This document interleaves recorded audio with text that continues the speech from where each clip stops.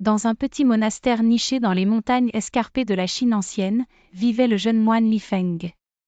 Dès son plus jeune âge, Li Feng avait été formé aux arts martiaux Shaolin, mais il possédait également un esprit curieux et un cœur bienveillant. Son maître, le vénérable Mo Gang, voyait en lui un avenir prometteur, mais savait que Li Feng devait encore apprendre la patience et la sagesse.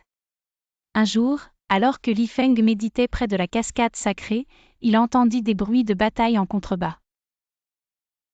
Descendant précipitamment, il découvrit un village en proie à une bande de brigands sans pitié. Sans hésiter, Li Feng se précipita pour aider les villageois.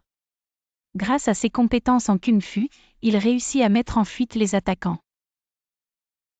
Le chef du village, un vieil homme nommé Cheng, remercia Li Feng et l'invita à rester quelques jours. Pendant son séjour, Li Feng s'attacha aux villageois et apprit leurs coutumes et leur histoire. Il découvrit que le village abritait un ancien trésor, l'âme du dragon, une relique légendaire censée protéger le bien contre le mal. Cependant, les brigands revinrent, cette fois accompagnés d'un mystérieux guerrier connu sous le nom de l'Ombre Noire.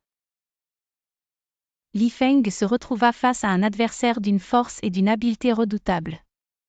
L'Ombre Noire révéla ses véritables intentions, il cherchait l'âme du dragon pour augmenter son pouvoir. La bataille entre Li Feng et l'Ombre Noire fut épique.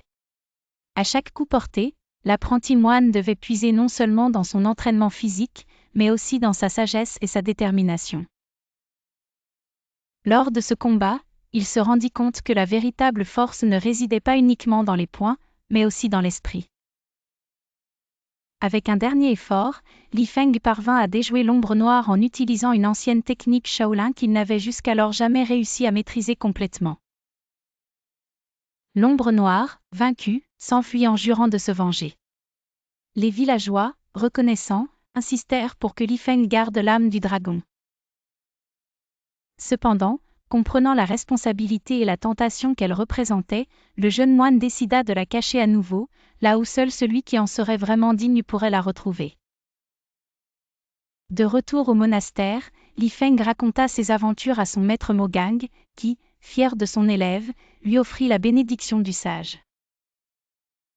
Li Feng comprit qu'il avait encore beaucoup à apprendre, mais il savait désormais que son cœur et son esprit étaient sur le bon chemin.